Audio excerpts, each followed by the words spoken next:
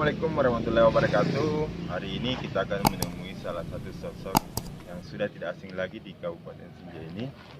Tentunya dengan kata-katanya itu ngopi rong. Kebetulan sekarang kita lagi sudah berada di tempat ini, yaitu di Masjid Jami Nairul Maram. Sebelum kita menemui beliau, saya akan memperlihatkan salah satu video untuk mengenal sedikit siapa sih sosok yang saya maksud ini. Langsung saja kita lihat videonya.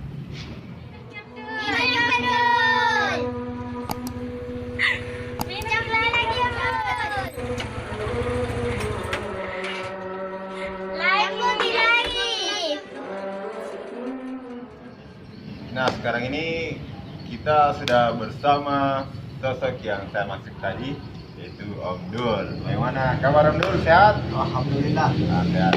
Jadi maksud dan tujuan kita ke sini, kita ingin silaturahmi dengan Om Dul dan tentunya menanyakan seputar kehidupan dia di masa-masa yang lalu dan sekarang ini.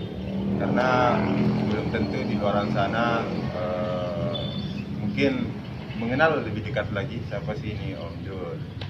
Nah, jadi begini Om, ada beberapa pertanyaan-pertanyaan yang akan saya berikan ke kita. Mudah-mudahan nanti mungkin bisa dijawab pertanyaan-pertanyaan ini supaya dari jawaban itu saya bisa mengetahui siapa sih mengetahui lebih dekat lagi lah sosok Om Dul ini. Bisa dijawab nanti Om? Insyaallah. Insyaallah ya. Jadi pertanyaan yang pertama yaitu Om Dul, apa betul kelahiran Sinjai? Apa betul putra daerah Sinjai? Jadi kalau kelahiran saya lahir di Kota Makassar. Ya, saya lahir di Kota Makassar. Namun kalau nenek moyang kita sudah gado-gado, ada Sinjainya, ada akalarnya, ada bodenya, ada mantepnya. Jadi terus kenapa langsung maksudnya tiba-tiba nih Om Dul ini sampai di Sinjai gitu? Jadi saya berada di Sinjai karena melaksanakan tugas profesi sebagai polisi. Ya. Saya berada di Sinjai pada awal tahun 80-an lah. Jadi orang kan mungkin sudah ada yang kenal bahwa Om Dul ini dirinya seorang polisi. Jadi sebelum jauh kita ke sana, saya ingin menanyakan dulu riwayat pendidikan Om Dul mulai mungkin dari SD, SMP, SMA sampai bangku kuliah. Jadi kalau mengenai pendidikan umum, saya pernah di sekolah dasar negeri di Makassar di Kompleks Patompo, kemudian di SMP 3 Makassar di Cendrawasih, namun tamat SMP-nya di SMP PGRI, kemudian lanjut di SMA 1 Makassar Jalan Bawakarai, tapi tamatnya juga kemudian di SMA 3 Makassar dan pernah kuliah di UMI Fakultas Teknik Sipil Angkatan, hampir 2 tahun saya di sana. Jadi semua pendidikan ini ada di Makassar semua ya? Ya, ya. Sebelum itu juga saya pernah, sebelum masuk SD saya pernah masuk di pesantren Gombar. Saat itu santrinya sekitar 10 orang. Saat itu pesantren Gombar itu di pimpinannya adalah Kiai Haji Jafar Hasim. Siap. Tapi tidak tamat. Kenapa Bang saya bisa? Masuk di SD, tidak tahan menderita. Artinya memang santri itu tuh luar biasa. Bisa dengan orang tua belajar tanpa lampu listrik. Pada tahun itu Pada tahun 60-an lah, sebelum tahun 70-an. Terus ini setelah tamat kuliah, kita kan masuk ke dunia polisi ya, maksudnya mendaftar sebagai polisi. Itu sudah menjadi cita-cita atau kemauan orang tua? Jadi kalau dunia kepolisian nanti saya cinta dengan kepolisian, seperti yang orang katakan, karena terpaksa akhirnya lama-lama jatuh cinta. Kalau dulu saya itu waktu muda, saya mungkin termasuk orang yang sering dikejar-kejar sama polisi. Ya. Tapi begitu saya masuk di kepolisian dengan segala duka-dukanya, akhirnya saya jatuh cinta untuk menjadi bagaimana polisi yang mendekati ideal lah. Nah, untuk setelah menjadi polisi, Om, jabatan-jabatan apa saja yang pernah Om dapatkan selama di dunia kepolisian? Jadi beberapa jabatan yang pernah saya dapatkan selama saya di kepolisian itu, alhamdulillah. Saya pernah menjabat sebagai kepala unit reserse selama 5 tahun di Polsek Utara. Saya pernah menjabat sebagai Kapolsek Pulau Sembilan kurang lebih 3 tahun. Saya juga pernah menjabat Kapolsek Singgay Selatan kurang lebih 2 tahun. Saya juga pernah menjabat Kanit Provos, Polres, dan saya juga pernah menjabat Kasih Humas Polres Singgay, ya, dan juga pernah menjadi Kanit Bimas di Polres. Ya, kerja yang saya sangat cintai, yang saya lihat itu saya bisa melahirkan pramuka-pramuka Saka Bayangkara sampai 200 orang per tahun. Luar biasa. Satu kali merekrut. Nah, lanjut ke pertanyaan selanjutnya ini, Om. Yang mau saya tanyakan lagi nih, apa sih suka dan dukanya Om Dul ini? Ya, alhamdulillah, kalau persoalan suka dan duka itu sebagai manusia yang patut bersyukur, lebih banyak sukanya. Dari penghasilan dari sebagai kepolisian bisa menghidupi keluarga, bisa membantu keluarga, bisa membantu tetangga, dan juga bisa memberi atau menolong kepada orang-orang yang tidak mampu karena adanya jabatan atau fasilitas yang kita terima dari polisi. Oh iya, betul-betul, karena saya lihat di postingannya sosmednya itu Om Dul itu ada beberapa video-video yang membuat saya itu salut ke beliau, karena beliau ini aktif juga berbagi.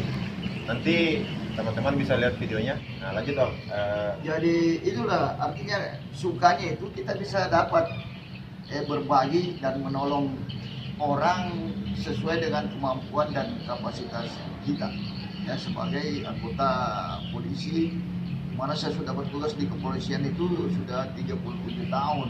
Luar biasa. Mulai diawali dengan pangkat bintara atau dulu Sersan 2, dan berakhir dengan masa pensiun saya dengan perwira menengah kompol atau orang katakan mayor polisi. Nah, adapun dukanya, kita harus berani mengambil tindakan tegas. Tindakan tegas di sini walaupun mungkin baik tegas sesuai aturan atau tegas barangkali untuk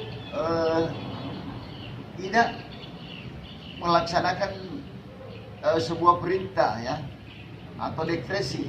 Contoh misal saya kasih tahu, ya, bahwa dalam situasi tertentu kita harus barangkali melumpuhkan seseorang dengan tindakan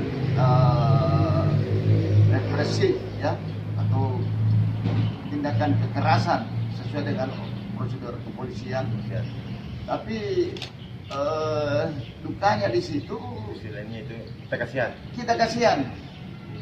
Terkadang di situ saya tidak melakukan hal sesuai dengan itu saya panggil baik-baik, nasihati. Bahkan terkadang sesuatu persoalan selama saya di kepolisian ini di beberapa tempat tugas saya yang seharusnya bisa atau semestinya sudah dilakukan tindakan proses sesuai dengan hukum, saya masih mengadakan pembinaan karena saya anggap bahwa dengan jalan membina mereka memperbaiki situasi antara mereka yang bertikai itu juga merupakan sebagai tindakan hukum bagi saya. Nah, lanjut lagi nih Om di pertanyaan selanjutnya. Selama menjabat sebagai polisi, kegiatan-kegiatan apa saja yang Om lakukan, artinya pembinaan kepada masyarakat, fungsinya Om sebagai pengayom masyarakat? Ada beberapa kegiatan, walaupun itu mungkin yang muda-muda tidak tahu, tapi ada beberapa kegiatan yang saya pernah laksanakan. Tahun 87-an itu mungkin bisa ditanya yang masih hidup, Ya, saya belum lahir waktu itu. Ya, atau sudah jadi anak muda pada tahun 87-an. Iya. Saya mendirikan sebuah Karang Taruna Gelora Di Sinjai ini. di Kabupaten Sinjai. Iya. Dan itu untuk di dalam kota Balangdipa saja orang semua sudah kenal orang yang sudah akan jadi anak muda pada tahun itu. Karang Taruna Gelora, kesebelasan atau sepak bola Gelora saya dirikan. Ya. Kemudian Sepak bola, apa nama klubnya? klub Gelora. Gelora juga? Gelora. Oh iya. Nah, pada saat itu organisasi guru juga mempunyai kesebelasan yang namanya Udingin, kemudian ada Persit, kemudian Jawa Baru Klub, Aryani, sama Pala, dengan ada saat ini yang saya sudah tidak ingat lagi namanya. Itulah ada beberapa klub sepak bola yang ada di dalam kota Sinjai, Artinya, masuk Gelora Bahari. oh iya. Kita melakukan pembinaan di situ, Om artinya terjun juga langsung atau? Saya langsung pimpin dan biayai klub sepak bola itu. Ya. Selain klub sepak bola Karang Taruna, saya juga salah satu termasuk perintis radio FM di Sinjai. Apa namanya Om? Kalau dulu radio Gelora, tetap Gelora. Bahkan radio Suara Bersatu FM sekarang yang milik pemerintah, saya termasuk salah satu penyiar pertamanya di situ. Hei, Saya pertama dengan saudara Rusaid atau saudara Cedi, dan ada beberapa ya. Jadi saya lah termasuk penyiar pertama di radio Bersatu FM. Awalnya dengan teman-teman yang anak-anak muda yang lain seperti Asnal atau apa, Wahid, kita dirikan KIS Boys School, kemudian Litsis FM, Ditsis ya, Ditsis. Karisma FM. Karisma FM itu apa? Legend-legend semua itu. Itulah menyebar sampai ada Mustang, sampai ada Tren di Mongki. Master, apa ya? Ya. Master juga yang di Kemudian Bojeng. saya dirikan sendiri di rumah Radio Karama di Amanagapa, komunitas Radio Amanagapa. Woi, luar biasa. Jadi termasuk radio FM, kemudian organisasi lain pengalaman saya yang saya pernah bentuk. Termasuk saya lah orang yang pertama mendatangkan atau menghadirkan panjat dinding di Kabupaten Sinjai. Masa? Ya, saat itu saya bersama dengan saudara Kamal Yahya. Dengan biaya saya sendiri, tetangga dari Makassar, dari anak-anak Joko Nuri, BNCL. Saya bawa ke sini selama 1 bulan. Adakan sebuah kegiatan di lapangan Sinjai Bersatu. Setelah itu berdirilah panjat tebing atau panjat dinding di Sinjai. Kemudian saya tidak aktif lagi di sini, yang jelas yang mengadakan pada saat itu Yang pertama kali yang ini. pertama kali saya lah. kemudian radio apa sepeda ontel, saya lah termasuk dengan beberapa teman-teman yang lain, adik-adik Iya, karena saya. sepeda ontel itu pernah juga sempat viral lah. Ya, Setiap sekitar banyak yang suka. 10 tahun yang lalu itu ontel dengan nama Pedals. Saya Iya, bersama-sama dengan saudara Nasar, saudara Haldun, dan saudara Bang Dago, Asdar, nah, itu kita mendirikan Pedal 10, termasuk dengan saudara Senal Abidin. Ya. Selain itu, saya juga termasuk dengan teman diri daripada terbentuknya Sinjai Otomotif Club, salah satu klub motor tertua di Sinjai ini, Sinjai Otomotif Club, yang berdiri di akhir tahun 90-an. Ya. Saat itu kegiatan kita adalah semua cenderung kepada balapan road race, ya. Tapi itu punya izin ya, setiap ada. Oh ya, setiap ini makanya sampai sekarang itu Sinjai masih ada nama di pusat dan di Makassar. Oh, karena organisasinya daftar ya gitu. Kami terdaftar dan Ya. setiap tahun harus membuat kegiatan pelaporan. Dan kalau di bidang pramuka, saya masih termasuk salah satu andalan parkir cabang sampai sekarang. Oh, aktif di pramuka juga. Saya juga aktif di pramuka, masih Luar biasa. sebagai salah satu andalan parkir cabang di bidang saya Saka. Karena saya memang menangani Saka Bayangkara. Namun untuk kegiatan lain dalam pramuka kita selalu kerja bareng. Wah, luar biasa. Ini ada pertanyaan lagi Om.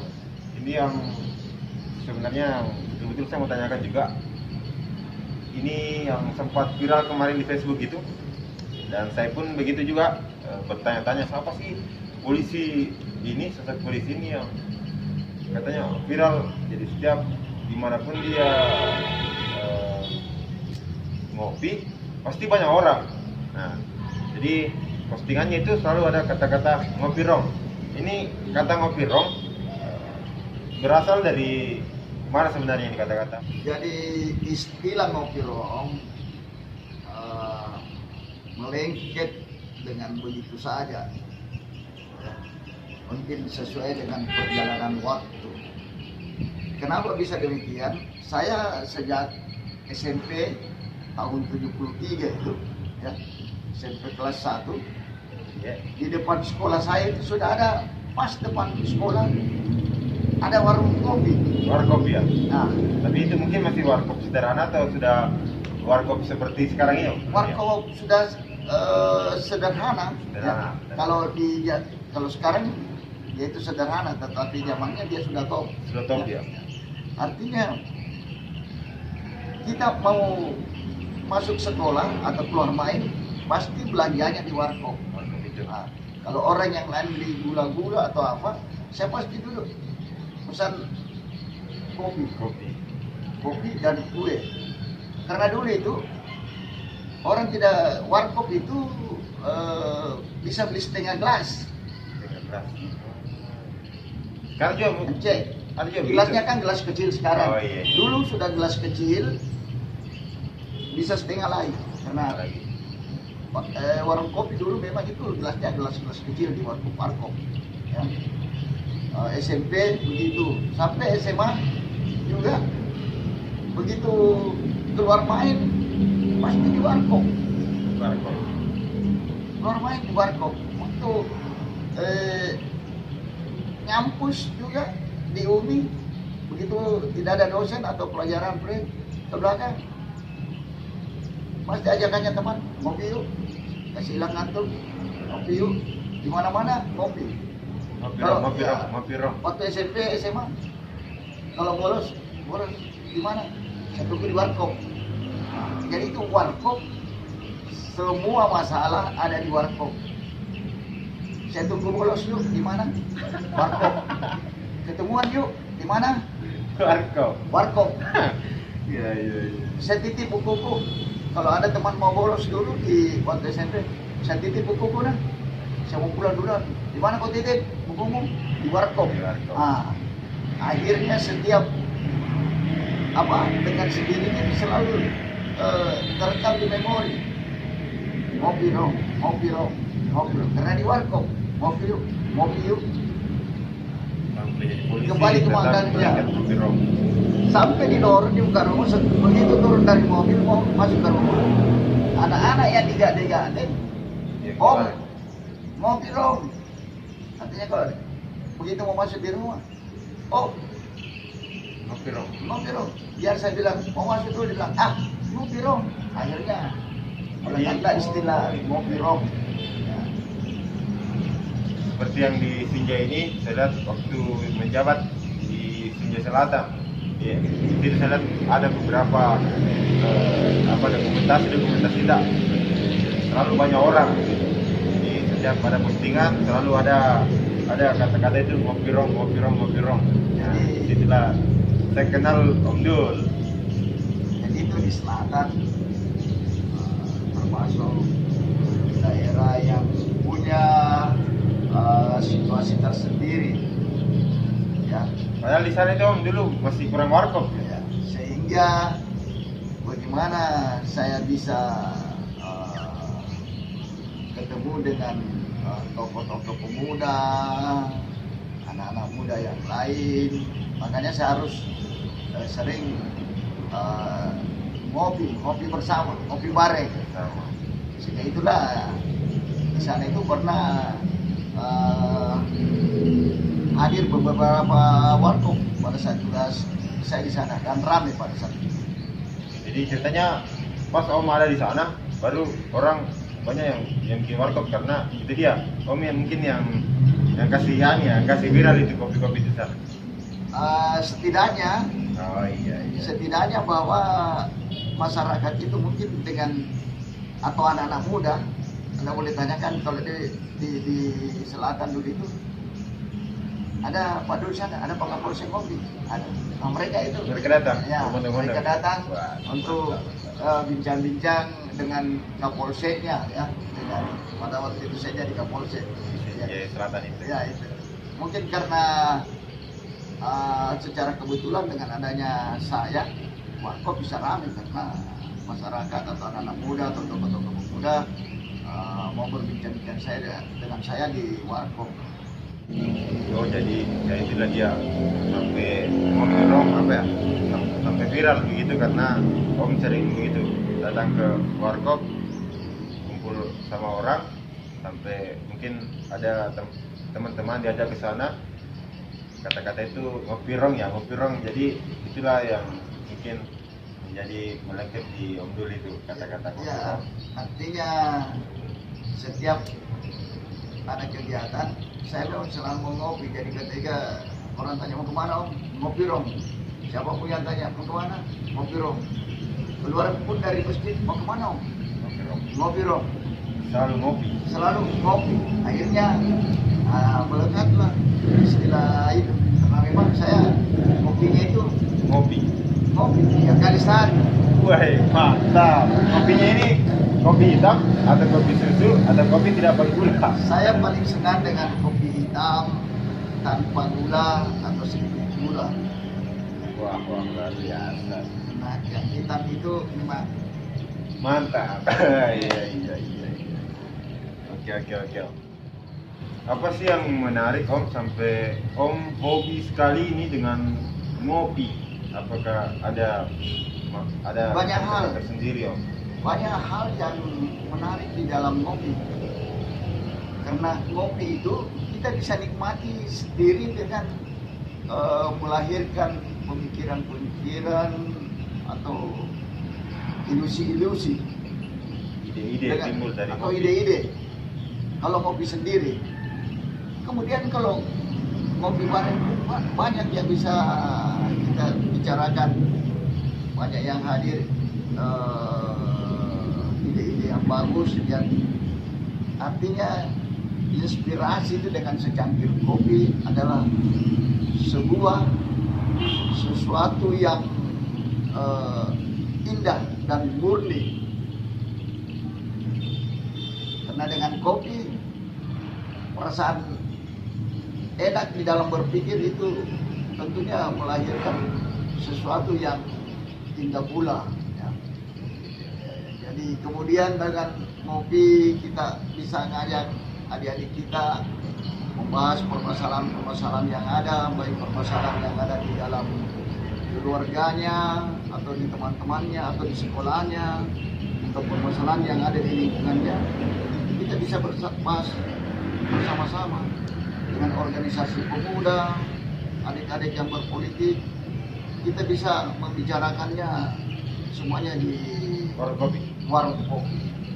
Jadi Itulah salah satu seni daripada ngopi rong di warung kopi. bisa mempererat silaturahmi melalui ngopi. Dan itu pasti silaturahmi jalan dan bisa terjaga. Asal jangan ngopi sambil judi ya. Asal jangan ngopi sambil judi. Atau jangan ngopi sambil judi, dan jangan ngopi sambil jalan. Karena Iya. kamu bisa jatuh. Betul. Aduh. Jadi apalagi ya? Sekarang ini apa ya? Dengan adanya virus corona, Om, mungkin sekarang kebanyakan warung kopi ditutup. Jadi mungkin sekarang Om kebanyakan ngopi di rumah ya. Artinya begini, warung kopi itu ditutup bukan hanya karena adanya corona. Karena apa Tapi lagi? warung kopi itu ditutup karena memang lagi bulan puasa. Bulan puasa. Tapi malam kan tidak puasa, Om. Malam tidak puasa. Tadi bisa ngopi sambil jaga jarak. Oh iya mantap. Jadi tetap harus ngopi. Sepertinya. Oh sepertinya luar biasa. Betul pecinta kopi ya. Aduh.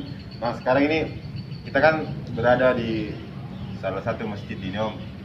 Jadi sekarang semasa pensiun Om ini kita lihat luar biasa karena apa ya? Lebih memperdalam lagi agamanya karena saya lihat ini Om kebanyakan di masjid.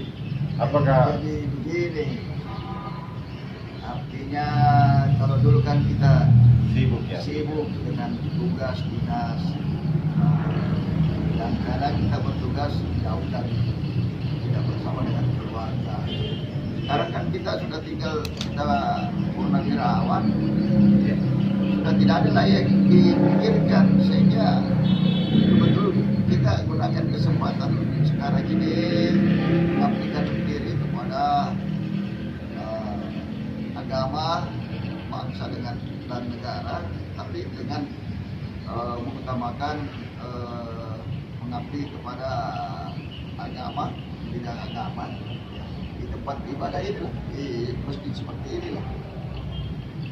Di sini lebih tenang. Anda bisa lihat suasana sunyi. Iya, betul.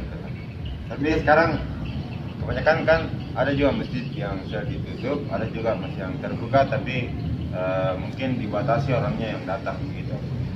Jadi seperti di sini kita kalau mengenai COVID ya, kita tetap laksanakan distancing, himbauan pemerintah. Ya. Seperti saya kebetulan pakai masker. Masker ya, sama-sama. Harus pakai masker. Mesti pakai masker. Di Cuci tempat tangan. wudu ada sabun, berwudu, kemudian sholat. Bawa saja ada saya. Ada juga bawa luar biasa. Ya, itulah artinya di YouTube tidaknya sebuah masjid itu tergantung situasinya. Kalau situasinya memang di sebuah masjid mereka bisa tutup dan mau menutup tidak masalah. Tapi kalau di sebuah tempat yang memang mungkin tidak terlalu rawan dan tidak ditutup, kan mungkin itu bukan sebuah masalah. Yang dilarang di sini berkumpul-kumpul, nongki atau apa, ya. Kalau cuma dengan tertib, dengan penyebaran COVID, saya rasa insya Allah juga bisa teratasi. Bukan memutuskan. Nah, dimanapun itu mata rantai bisa penyebaran COVID bisa terjadi, bukan hanya di masjid, di tempat lain pun bisa. Saya kira itu bukan sebuah masalah untuk kita semua. Yang penting bagaimana menangani COVID. Mari kita melaksanakan tata cara menjaga kebersihan, kesehatan, banyak beribadah dan berdoa. Karena dengan kesehatan itu COVID tidak bisa masuk. Kuncinya di sini. Luar biasa, luar biasa. Jadi sudah ada berapa pertanyaan yang dijawab Om Dul, mulai dari pertama tadi pertanyaan kita itu mengenai tanah kelahirannya sampai apa lagi namanya, jenjang pendidikannya, jabatan-jabatannya, dan yang paling mungkin pada intinya pertanyaan itu masalah itu yang viral itu ngopi rom. Nah, itu sudah dijawab semua sama Om Dul. Nah, terakhir ini mungkin ada pesan-pesan moral Om yang bisa kita sampaikan ke teman-teman ataupun masyarakat mengenai di pandemi COVID ini. Masalah COVID, nah itulah himbauan pemerintah, itu kita harus ikuti. Keluar rumah dengan masker, ya. Sampai di tempat tujuan biasakan cuci tangan dengan sabun. Kemudian jaga jarak, artinya tidak berdesak-desakan di dalam kegiatan apapun, ya. Kembali dari bepergian, upayakan cuci tangan kembali dengan sabun, kacamata, kemudian masker yang kita pakai ganti, cuci, ganti yang baru. Upayakan minimal punya masker 2. Kemudian kalau tidak sempat mencuci pakaian yang kita pakai, jemur, gantung, jangan satukan dengan pakaian-pakaian yang ada di dalam rumah. Minimal kita angin-anginkan dulu, karena virus COVID itu sesuai dengan informasi akan mati dalam beberapa jam. Jadi upayakan pakaian itu digantung saja dulu atau angin-anginkan. Kalau tidak bisa dicuci, kita ganti dengan pakaian yang baru. Jangan langsung pakaian digantung dengan yang lain. Luar biasa itu pesan-pesan dari Om Dul. Nah, itulah perbincangan hari ini bersama Om Dul. Alhamdulillah ada beberapa pertanyaan sudah dijawab, dan untuk Om Dul saya ucapkan banyak terima kasih atas kesempatan yang diberikan sehingga kita bisa adakan perbincangan seperti ini. Ngopi Rom.